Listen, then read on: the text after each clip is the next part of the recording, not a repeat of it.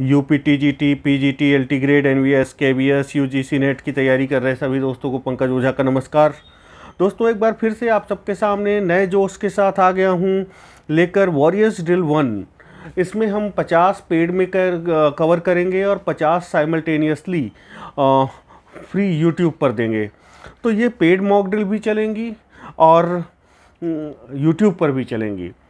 आइए शुरू करते हैं आज का सिलसिला। Hope you are revising. जितना पहले आपको दिया गया है मॉक ड्रिल टाउन सीरीज सब दी गई है। जितने वीडियोज़ हैं ऐप में क्या क्या है मैं आपको बता दूं। ऐप में लिटरेचर के वीडियो हैं, लिटरेचर के वीडियो के अलावा ऐप में क्या है, आपको टाउन सीरीज मिल जाएगी, मॉक ड्रिल मिल जाएगी, ग्रामर के वीडियो मिल जाएंगे। तो बिल्कुल आप पढ़ाई कर सकते हैं। आपको वही सिर्फ हम दे रहे हैं जो एग्ज़ाम के लिए ज़रूरी है। फालतू का मटेरियल हम आपको नहीं दे रहे हैं। तो पढ़ते रहिए, मेहनत करते रहिए, खासकर मेरे हिसाब से चलते रहिए, सफलता ज़रूर मिलेगी। आइए शुरू करते हैं आज का सिलसिला। पहला प्रश्न है, in which play of Shakespeare do the characters Voltemand and Cornelius appear. ये एक बहुत ही फेमस क्वेश्चन है, कई बार पूछा गया है वेरियस एग्जाम में। आपको जवाब देना है कि शेक्सपियर के किस प्ले में वॉल्टीमॉन एंड कॉर्नेलियस अपीयर होते हैं, आपको जवाब देना है। तो पहले क्वेश्चन की अगर हम बात करते हैं दोस्तों, तो यहाँ पर क्या हो जाएगा, हैमलेट हो जाएगा अनडाउटेडली। हैमलेट में ध्यान में रखिएगा वॉल्टीमॉन और कॉर्नेलियस नाम के कैरेक्टर आते हैं, भूलना नहीं है। क्वेश्चन नंबर 2 पर आते हैं, which Shakespeare's play has a mask in it. अब देखिए ये बहुत अच्छा क्वेश्चन है। शेक्सपियर के किन किन प्लेज में मास्क है आपको याद रखना बहुत ज़रूरी है। तो ध्यान में रखिए क्वेश्चन नंबर 2, किस प्ले में मास्क है आपको बताना है। निम्नलिखित दिए गए विकल्पों में से किस प्ले में शेक्सपियर के मास्क है। क्वेश्चन नंबर 2, यहाँ पर आंसर क्या हो जाएगा दोस्तों, क्वेश्चन नंबर 2 में सीधे सीधे आंसर हो जाएगा सी, द टेम्पेस्ट में। इसको याद करने का तरीका भी मैं आपको बता देता हूँ। देखिए, हेनरी की बात है, तूफान की रात है, जूलियट भी साथ है। ये याद रखिए मास्क के लिए। हेनरी की बात है तो क्या हो जाएगा, हेनरी 8 हो जाएगा, हेनरी 8। हेनरी की बात है, तूफान की रात है, तूफान से क्या हो जाएगा, टेम्पेस्ट हो जाएगा, सीधे सीधे क्या हो गया, टेम्पेस्ट हो गया। रात है, रात मतलब night, mid summer night dream हो गया, ये क्या हो गया, मिड समर नाइट्स ड्रीम हो गया। जूलियट, रोमियो एंड जूलियट हो गया। ओके, क्या हो गया, रोमियो एंड जूलियट। तो ध्यान में रखिए, हेनरी की बात है, तूफान की रात है, जूलियट भी साथ है। ये ध्यान में रखना है आपको। मास्क किन किन प्लेज में है ये ध्यान रखने, याद करने का कोड है। तो अब नहीं भूलेगा कि किसकी बात है, हेनरी की बात है, तूफान की रात है या तूफानी रात है, जूलियट भी साथ है। Next question is, which poem has Wordsworth describe different moods of nature. ये क्वेश्चन इतना इम्पॉर्टेंट है कि किसी न किसी एग्जाम में, आने वाले एग्जाम में आपको देखने को मिलेगा कि जो डिफरेंट मूड्स ऑफ नेचर का description, different moods of nature, प्रकृति के विभिन्न प्रकार के मूड्स की चर्चा वर्ड्सवर्थ अपनी किस पोम में करते हैं, आपको बताना है। क्वेश्चन नंबर 3 का जवाब देना है। तो ये टिंटन अबे में करते हैं, आपको ध्यान में रखना है, lines written above Tintern Abbey. Okay, next question पे आते हैं। The English equivalent of the term mimesis is. Mimesis क्या है, उसका अंग्रेजी में अगर इक्विवेलेंट हम ढूंढें तो क्या है, मिमेसिस का इक्विवेलेंट बताना है आपको। तो मिमेसिस का इक्विवेलेंट हो जाएगा क्वेश्चन नंबर 4 में इमिटेशन, आपको ध्यान में रखना होगा।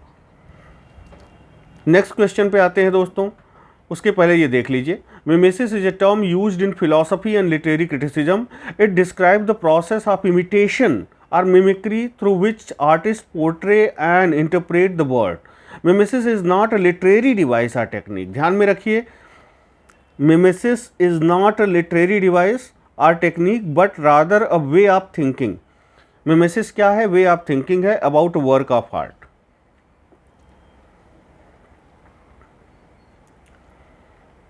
From where did the movement of expressionism originate. LT वाले ध्यान दें, यूपी टीजीटी में भी आ सकता है, पीजीटी में भी आ सकता है। तो जो आंदोलन है एक्सप्रेशनिज्म का, वो उसका ओरिजिन कहाँ से हुआ, ये क्वेश्चन है, बहुत अच्छा क्वेश्चन है, आपको ध्यान में रखना चाहिए। क्वेश्चन नंबर 5, तो जर्मनी में इसका ओरिजिन हुआ। आप इसको चाहे जैसे आप जोड़ के रखिए, एक्सप्रेशनिज्म हिटलर था, बहुत एक्सप्रेशनिस्ट, मतलब बहुत ज़्यादा अपने आप को एक्सप्रेस करता था, बहुत बड़ा नेता था। तो ऐसे याद रखिए हिटलर कहाँ हुआ, ऐसे जोड़ के रखिए।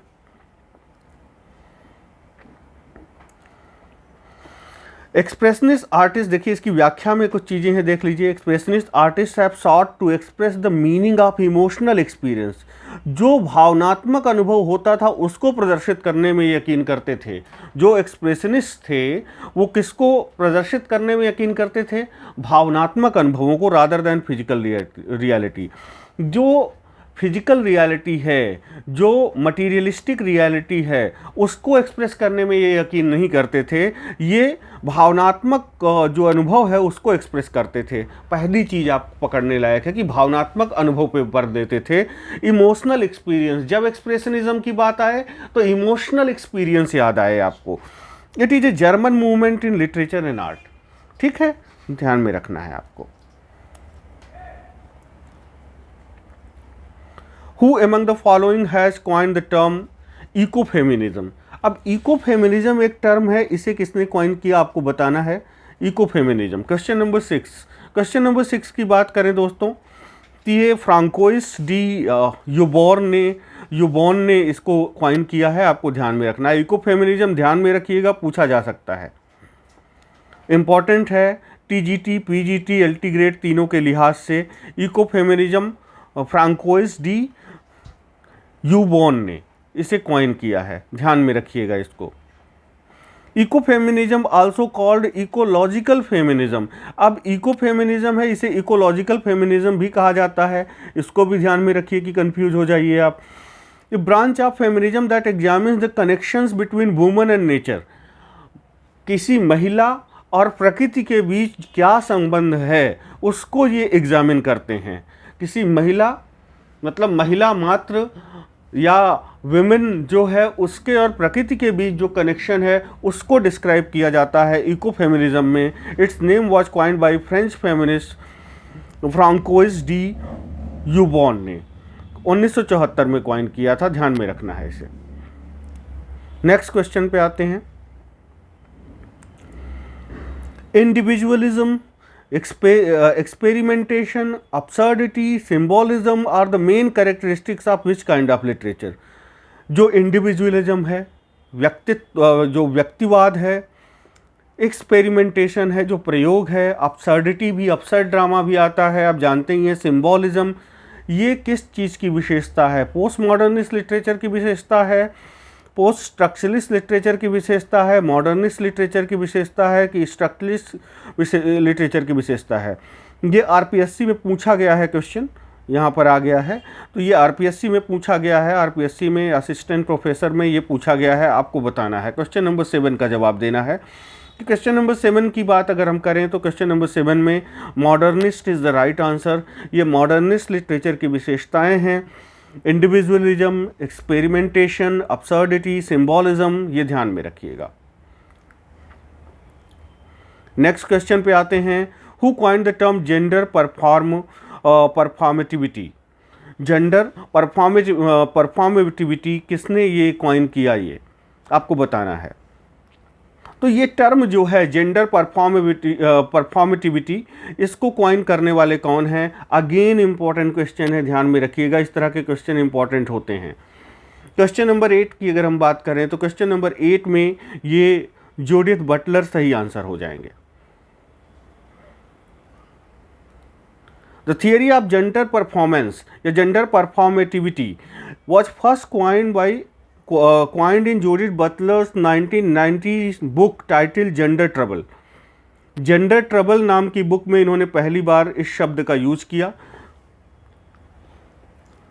या यूं कहले कॉइन किया। Butler's theories on gender identity and gender performativity were based on the notion of destabilizing gender identities and categories. इनका उद्देश्य ये था कि डिस्टेबलाइज कर सकें कि जो जेंडर के बेस पर किसी को आइडेंटिफाई किया जाता है, जेंडर के बेस पे किसी की पहचान की जाती है, जेंडर के बेस पे किसी चीज़ को कैटेगराइज किया जाता है, इसको ये डिस्टेबलाइज करना चाहते थे, इसको ये ख़त्म करना चाहती थी Judith Butler. The initial starting point for butlers work is that gender identity can not be biologically determined. इनका मानना था कि जो जेंडर आइडेंटिटी है इसे बायोलॉजिकली डिटरमाइन निर्धारित नहीं किया जा सकता।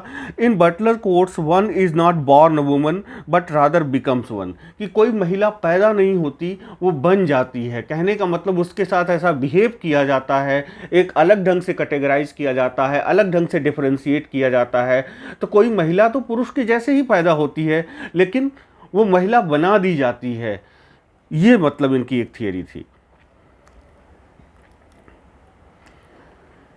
Who said that there is nothing outside of the text? ये आप जानते ही होंगे, जैक्स डेरिडा का स्टेटमेंट है, ध्यान में रखिएगा, मोस्ट इंपॉर्टेंट है। क्वेश्चन नंबर 9 की अगर हम बात करें तो क्वेश्चन नंबर 9 में ए आंसर बिल्कुल सही है। नेक्स्ट क्वेश्चन पे आते हैं दोस्तों। The term that John Ruskin coined to describe the description of human emotions to inanimate objects and impersonal nature forces is called. अब ये आप जानते हैं रस्किन ने कॉइन किया, और इन्होंने ये प्रकृति की चीज़ों पर मानवीय भावनाओं का आरोपण जो करते हैं उसके लिए एक शब्द इन्होंने कॉइन किया। वो क्या है आपको मालूम ही है, वो हो जाएगा पैथेटिक फैलेसी। नेक्स्ट क्वेश्चन पे आते हैं। The instructions look very complicated but I will try to fix it. अब देखिए यहाँ पे कॉम्प्लिकेटेड है, कॉम्प्लिकेटेड का आपको एंटोनिम बताना है क्वेश्चन नंबर 11 में। कॉम्प्लिकेटेड है, इसका एंटोनिम बताना है। जो कॉम्प्लिकेटेड इटैलिसाइज्ड वर्ड है इसका एंटोनिम आपको बताना है। बताइए क्या हो जाएगा? Torturous, meandering, convoluted, straightforward. तो सीधे सीधे कोई चीज़ जटिल है और स्ट्रेट फॉरवर्ड उसका ऑपोजिट हो जाएगा, ध्यान में रखिएगा। कॉम्प्लिकेटेड इज जटिल, स्ट्रेट फॉरवर्ड इज बिल्कुल सीधे सीधे। नेक्स्ट क्वेश्चन पे आते हैं। Choose the correct antonym of captivity. Captivity मतलब किसी को कैप्टिविटी में रखना, किसी को अपने कंट्रोल में रखना, या किसी को एक तरह से कैद करके रखना, दैट इज़ कैप्टिविटी। कैप्टिविटी का आपको एंटोनिम बताना है। फिर से क्वेश्चन नंबर 12 का जवाब देना है। क्वेश्चन नंबर 12 की बात करें तो किसी को रखना अपने कैद में, वो कैप्टिविटी है। फ्रीडम इसका एंटोनिम हो जाएगा। नेक्स्ट क्वेश्चन पे आते हैं। Choose one word from the options which describe the phrase most accurately the art of making fireworks. अब आपको वन वर्ड सब्स्टिट्यूशन में बताना है आर्ट ऑफ मेकिंग फायरवर्क को क्या कहते हैं। पायरोटेक्निक्स कहेंगे, न्यूमिस्मेटिक्स कहेंगे, फायरमेटिक्स कहेंगे, या सिकेट्रिक्स कहेंगे। तो यहाँ पायरोटेक्निक्स आपका सही आंसर हो जाएगा। अगले प्रश्न पे आते हैं। Which of the following is use to check dates days. कौन सा यूज किया जाता है? इनमें से ABCD 4 विकल्प हैं कैलेंडर के। सही स्पेलिंग, इनडायरेक्टली सही स्पेलिंग पूछ ली गई है कि कैलेंडर की सही स्पेलिंग क्या होगी। डेट्स को, डेज को चेक करने के लिए निम्नलिखित में से किसका यूज किया जाता है? इस तरह का प्रश्न भी आपको मिल सकता है जहां पर आपकी स्पेलिंग की परख होगी। क्वेश्चन नंबर 14 का जवाब देना है। तो यहाँ पर सी जवाब बिल्कुल सही हो जाएगा। ध्यान में रखिए कैलेंडर की स्पेलिंग CALENDAR। दोस्तों आई होप आप लोग प्रीवियस ईयर्स के जितने क्वेश्चंस हैं, जो आपके सिलेबस से रिलेटेड क्वेश्चन हैं, आप प्रिपेयर कर रहे होंगे। आपको सही एडवाइस इस प्लेटफॉर्म पे दी जाती है, सही ट्रैक आपको दिया जाता है। सही ट्रैक पर बने रहिए, मेहनत करते रहिए, सफलता ज़रूर मिलेगी। और रॉ डील का मतलब क्या होगा? कोई डील अगर रॉ डील है तो इसका मतलब क्या होगा बताइए। क्वेश्चन नंबर 15 का जवाब देना है। तो अगर कोई रॉ डील है, कोई आपसे रॉ डील करता है, इट मीन्स आपके साथ अनजस्ट ट्रीटमेंट कर रहा है। इसको ध्यान में रखना है। Find out the meaning of the idiom over head and years. Idiom है ओवर हेड एंड ईयर्स, इसका क्या मतलब होगा? Over head and years, question number 16 का जवाब देना है।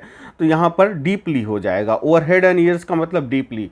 दोस्तों आपको बाकी के दिन हम कोशिश करेंगे रिकॉर्डेड वीडियो दें, और सैटरडे या संडे को हम कोशिश करेंगे लाइव आएँ। खासकर संडे को आपके सामने बिल्कुल रूबरू हों, लाइव आपके सामने उपस्थित होकर आपकी समस्याओं का समाधान करें और आपको महत्वपूर्ण क्वेश्चन भी दें। तो ध्यान में रखिएगा, ये रिकॉर्डेड वीडियोज़ हैं चूँकि इसकी सबसे ज़्यादा डिमांड है। हमारे पास सारा पैराफिनेलिया है, सारा मटेरियल है, पैनल है, कैमरा है, सारी चीज़ें हैं, लेकिन आप हमारी रिकॉर्डेड वीडियो ज़्यादा पसंद करते हैं, इसलिए हम आपको रिकॉर्डेड दे रहे हैं। Wild horses can not drag me to the party tonight. Wild horses can not drag me to the party tonight. यहाँ वाइल्ड हॉर्सेस किसके लिए यूज हुआ है, क्या मतलब हुआ wild horses can not drag me. यहाँ पे वाइल्ड हॉर्सेस से क्या मतलब है, क्वेश्चन नंबर 17 में, मतलब नथिंग कैन पुल मी, मतलब कोई भी मेरी इच्छा जो है, मेरी आकांक्षा मुझे पार्टी में आज नहीं ले जा सकती, ये कहने का मतलब है। The best policy is to let sleeping dogs lie. तो यहाँ पर क्या होगा बताएं, to let sleeping dogs lie. Question number 18, question number 18 की अगर बात करें, to avoid discussing troublesome matters.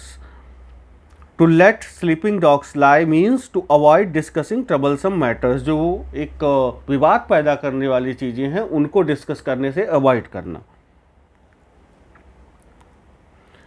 Which of the following words is miss spelt, आपको बताना है इनमें से कौन सा वर्ड मिस स्पेल्ट है। क्वेश्चन नंबर 19 का जवाब देना है। तो यहाँ पर जो कॉन्सियंटस है ये मिस स्पेल्ट है, ओके। कॉन्सियंसस ये स्पेलिंग नहीं होगी, इसकी सही स्पेलिंग ये देखिए, CONSCIENTIOUS होता है, ये होता है कॉन्सियंशस, ओके। कॉन्सियंशियस की सही स्पेलिंग ये होती है, यहाँ पर सही नहीं दी गई थी ऑप्शन डी में। कॉन्सियंशियस अगर कोई व्यक्ति है तो taking care to do things carefully and correctly, meticulous type का होगा। जो कॉन्सियंशियस है कैसा होगा, मेटिकुलस टाइप होगा, ओके। कोई कॉन्सियंशियस स्टूडेंट हो सकता है, बहुत केयरफुल, अपनी चीज़ों को करने में जो बहुत केयरफुल है वो कॉन्सियंशियस है, वो मेटिकुलस है। तो कॉन्सियंशियस स्टूडेंट हो सकता है, टीचर हो सकता है, वर्कर हो सकता है।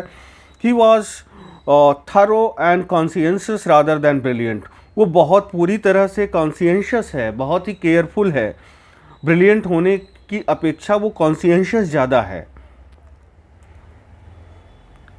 इस तरह इसका यूज होता है। द करेक्ट स्पेलिंग इज, आपको बताना है परसिवियरेंस की करेक्ट स्पेलिंग। क्वेश्चन नंबर 20 का जवाब देना है।